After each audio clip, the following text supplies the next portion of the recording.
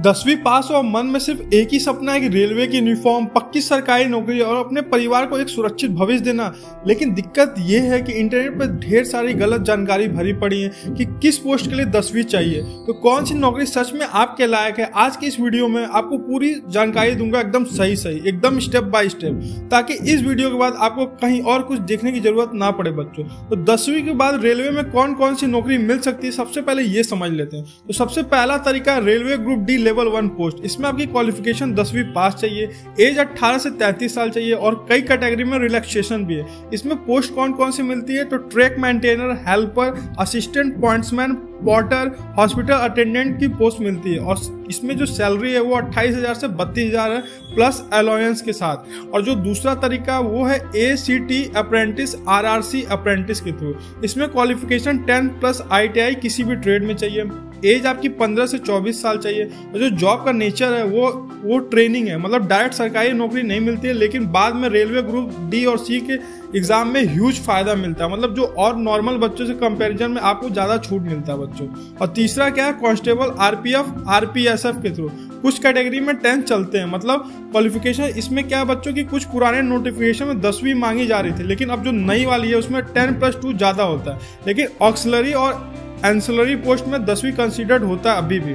आप समझते हैं कि रेलवे जॉब के लिए कौन कौन से बोर्ड फॉर्म निकालता है। तो रेलवे में 2 तरीके से भर्तियां होती हैं। पहला RRB मतलब रेलवे रिक्रूटमेंट बोर्ड, यहाँ से निकलती है ग्रुप डी की, टेक्नीशियन की, ALP की और जूनियर इंजीनियर की। और दूसरा जो है वो RRC है, रेलवे रिक्रूटमेंट सेल, यहाँ से निकलती है जो ACT अप्रेंटिस की है 10 प्लस ITI वालों के लिए और अदर लेवल की जो 1 पोस्ट रहती है उसके लिए निकलती है।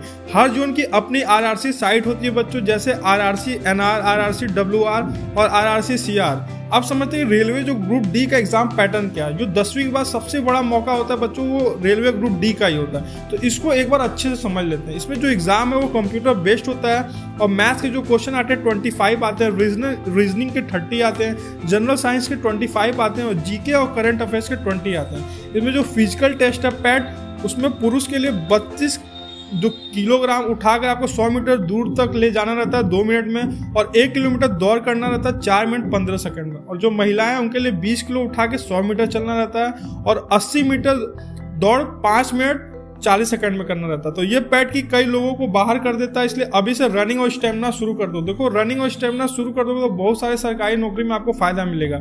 अब 10वीं के बाद रेलवे में सिलेक्शन का सबसे तेज रास्ता क्या है, तो अगर आपके पास अगर आप पास हो, सिर्फ 10वीं पास हो, तो ग्रुप डी सबसे बेस्ट रास्ता आपका। इसमें कंपटीशन हाई है लेकिन सिलेबस आसान है बच्चों। अगर आप टाइम इन्वेस्ट सही से करते हो तो ITI कर लो 1 से 2 साल। इससे आप फायदा क्या होगा कि इलेक्ट्रीशियन, फिटर, वेल्डर और मैकेनिक सबसे बेस्ट ट्रेड है। इसके बाद रेलवे अप्रेंटिस या टेक्नीशियन दोनों के लिए मैसिव चांस बढ़ जाते हैं बच्चों। और तैयारी कैसे करें, तो परफेक्ट जो स्टडी प्लान है वो ये है कि मैथ 0 से स्ट्रॉन्ग करो, मतलब percentage, profit loss, time and work, speed, time, distance, simple interest ratio, in chapter से 90% क्वेश्चन आते हैं, तो इनको अच्छे से तैयार कर दो। और रीजनिंग में सबसे स्कोरिंग जो होता है वो एनालॉजी होता है, कोडिंग, डिकोडिंग होता है, direction, missing number, blood relation, ये कुछ इंपॉर्टेंट टॉपिक होते हैं, इन पे ज्यादा फोकस करना। और जीके करंट अफेयर्स में आपको railway zone, budget, sports award और इंडियन कॉन्स्टिट्यूशन बेसिस, इसको अच्छे से पढ़ना है। और जनरल साइंस में आप 10th लेवल का फिजिक्स, केमिस्ट्री, बायोलॉजी इनफ है, इससे ज्यादा आपको नहीं पढ़ना है। और रेलवे में फॉर्म कब आता है,